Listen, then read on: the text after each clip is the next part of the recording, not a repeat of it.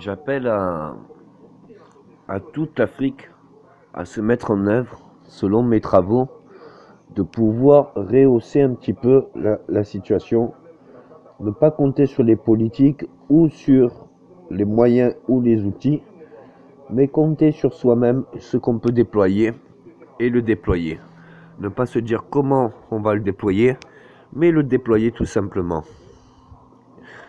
Je voudrais dire que pour les 2-3 dernières années là, qui m'ont permis de débloquer un peu plus de projets, il m'a fallu un téléphone portable et une télé pour m'informer. Une télé pour m'informer et le téléphone portable pour faire les recherches et diffuser les idées. Les idées que j'ai diffusées ont été partagées avec les partenaires et les partenaires ont réalisé les projets. Les projets se sont découlés de après. Ce que je veux dire, c'est que si nous avons une vie autonome au niveau des besoins vitaux et que nous avons une organisation qui soit ficelée de sorte que même s'il y en a un ou un tiers des personnes de la population qui ne réagit pas à sa fonction, et bien que ça puisse tourner quand même, ça ne peut pas aller à se dérailler. Et j'aimerais que on aille bien plus de l'avant, car je ne fais que montrer l'exemple. Bien sûr, je voulais, je veux toujours avoir gain de cause pour pouvoir me débloquer tout seul et pour pouvoir moi-même amener à l'Afrique ce que j'ai donc tant pris. Mais ceci est un problème politique qu'il faut laisser de côté encore, car ce n'est pas tout à fait réglé.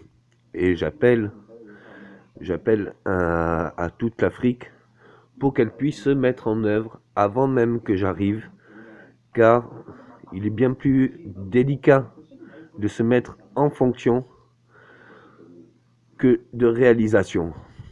Il faut bien plus de temps pour se mettre en fonction qu'en réalisation. Mais une fois qu'on se met en réalisation, c'est du pipi de chat. Ça va très très vite.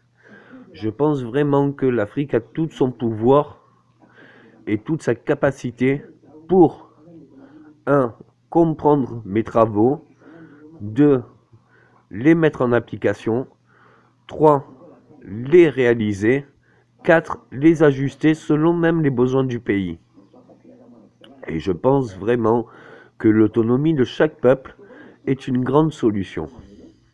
Je parle pour l'Afrique, mais bien sûr, tous ces pays de ce monde sont convoités à la réflexion.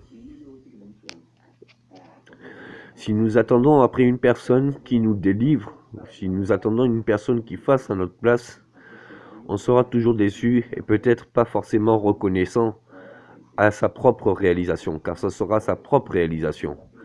Or, si une personne nous délivre de cet handicap de stabilisation pour une action de réalisation, eh bien c'est chacun de nous qui réalise et il n'y a pas plus grande et belle réjouissance que la réalisation.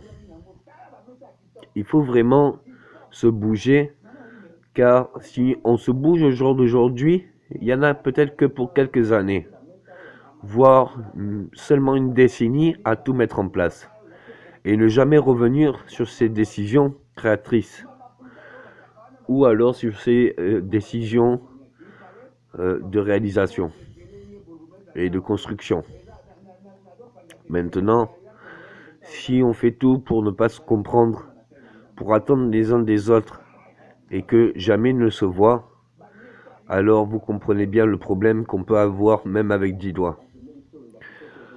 Il faut vraiment se mobiliser et que tout le monde aille chercher les idées de tout le monde.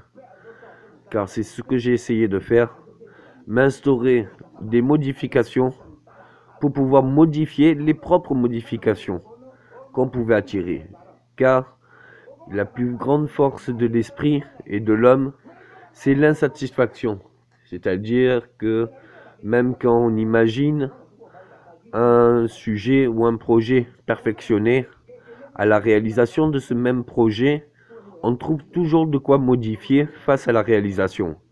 Et si on fait des modifications de la réalisation et que la réalisation modifiée arrive à sa propre modification, vous rendez bien compte qu'on ne peut pas tout le temps modifier éternellement, où il arrive très tôt à un moment donné, où c'est très opérationnel et très réaliste et objectif. C'est en ça qu'il faut se tourner, car nous devons désirer un monde plus juste, un monde plus équitable, un monde plus libre, et une science pour tous, et une éducation pour tous. Après, les chemins que nous employons, le temps que ça durera, et l'élan que ça poussera, ça c'est un autre problème qui n'est pas indifférent, mais qui n'est pas implicite, dans le sens que nous pouvons laisser ça de côté, c'est beaucoup moins important. Qu'importe la façon pourvu que l'on fasse, et qu'importe le temps pourvu que l'on vive, que l'on le vive. Maintenant, j'espère vous voir œuvrer comme je vois dans la RDC du Congo, la chaîne qui m'est réservée, car même quand je cherche des choses pour l'Afrique, les filtres Google ou YouTube sont très sélectionnés et je n'arrive pas à participer. Je demande aussi à la communauté africaine d'épargner, s'il vous plaît, le fait que ça fait 20 ans que je n'ai pas parlé ou que je n'ai pas écouté, et du coup j'ai beaucoup de mal à traduire et je n'arrive pas du tout à le faire. J'ai besoin de votre aide, j'ai besoin que vous vous mettez à ma place, que vous m'aidez et qu'on puisse s'aider. Car je connais les richesses de l'Afrique, l'imagination, la capacité de réalisation et surtout l'ingéniosité de l'Afrique.